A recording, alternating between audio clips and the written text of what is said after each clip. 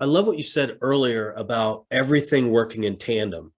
You know, we've just we saw Stanford almost lose a program and come back, and everybody rallies. I mean, go back to the Olympic thing where we almost lost the Olympics, wrestling in the Olympics, and everybody rallies. And you know, finally, women's has been sanctioned in Ohio, and of course, the national footprint has really grown, and now we have three Division Ones, and everybody rallies.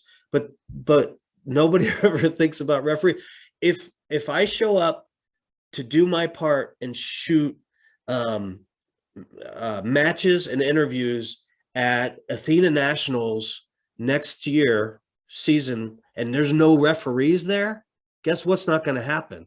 No matches and no interviews. Maybe some interviews, but no matches. You can't have the tournament is the point. Yeah, so it's an ecosystem, man. Like, yeah, exactly. Understand it's a symbiotic. I'm going back to fifth grade biology here, but like we all need to work together. Like the coach has no purpose if there's no officials. The wrestlers are sure they could wrestle, but they're not going to wrestle their best, right? Without getting trained. And so I think that the more that we can make that shift and do things. So if you're a coach, like when I'm a coach, I got to remember okay, my goal is, yeah, I want the kids to win, but I want them to be a better man or woman than they were before they walked in the room, right? Like that's the goal of wrestling, right? The winning is secondary. I think it should be. You know, you want to produce better human beings that are going to give back. But I think that we all just need to remember that we're in this together. And it's cool when we all come together for those small wins. But you know, if you're only excited and doing your job when it's fun or it's easy, you're probably not going to be at that job very long.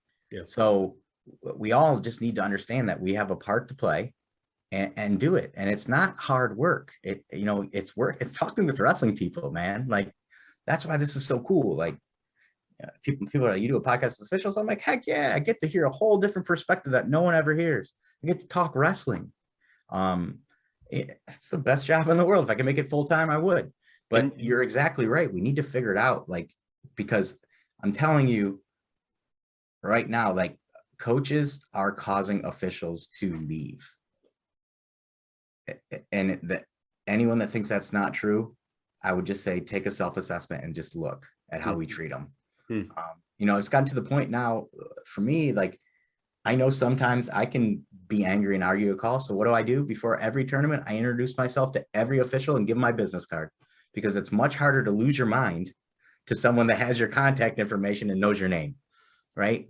So there's little things that you can do to help yourself as a coach, you know, keep things in perspective. Now I get it at state tournaments or the district go-to match or sectional go-to match. Maybe you got to get a little more aggressive, but you can get your point across a lot different than how some of us are approaching it. Listen, man, that's so rich.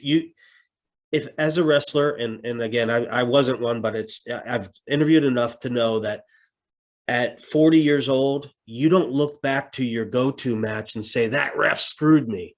No one ever does that. No. And of course, we just got back NCAAs, and there's always, that's really top of mind for people. There's that one, or this should have been near fall or whatever. And we can talk about that, and it's just armchair quarterback. But fast forward, and that wrestler's not going to be like, the ref screwed me. You just don't hear that. So why is it that the coach makes such a big deal? I get it. They're trying to fight for every point, and they want that they want that wrestler to make the state tournament or whatever. But in the grand scheme of things, you mentioned your business card. You're wanting accountability ahead of time. That's what you're doing. You're saying you can hold me accountable if I act like a jackass, right? Yeah, I do, because I think as coaches, we need to maybe do some self-reflection. Like, why are we coaching? Right? Like, are we coaching because we're trying to maybe make up for something that we didn't get to accomplish during our career, which is never a good place to come from as a parent or a coach or as anything, right? Right. Live, learn, move on. And then the other thing is I don't think coaches really understand how much they influence the entire competition area. So we talked about parents earlier. Well, if you see your coach calling someone to the corner and maybe being a little bit aggressive and blah, blah, well, that makes you then as a spectator feel like, oh, coach, he knows wrestling. He's coaching my kid. Yeah. He's getting fired up. I can get fired up. And that spreads like a virus, right? But at the same time, if you can see that your coach, comes over there and they calmly have a conversation and it's changed or it's not, and he walks back and he's like, okay, it's not walking back, shaking his head or mumbling under his breath, then you're sending a different message to all the people in the room. Not only are the people that are watching, like the spectators, your kids are watching. Like I coach junior high. So if I lose my mind and act like an idiot, I'm setting an example for a 7th or 8th grader that it's okay to lose your cool and treat other people like they're lesser than you. Yeah. And so if I'm telling you, man, if you have like a semi-decent mind on your head on your shoulders, and you center yourself there and just really understand about the big impact of what you're doing as an official, as a coach, as a competitor, what it's all really about, it's much harder to lose your cool. But so few people do that. Now, I know I'm a passionate guy. I love my kids. Like I love those kids. They work their butts off and they might not win all the time, but I know that their heart's in it.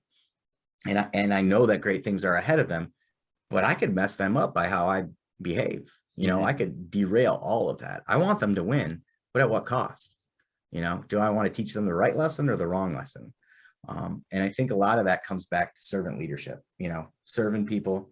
You can be a leader by serving. A lot of times people think leaders are, the guys with the titles and letters behind their name, but no, you can lead from anywhere you are in the world, whatever position. You lead by example, people will follow, and good stuff happens. And so that's my approach. And I just, it works for me. But I can tell you a couple of years ago, I was a terror in the corner, until I realized, what are you doing, dude? Seriously, it's junior high wrestling. Yeah. So. Yep.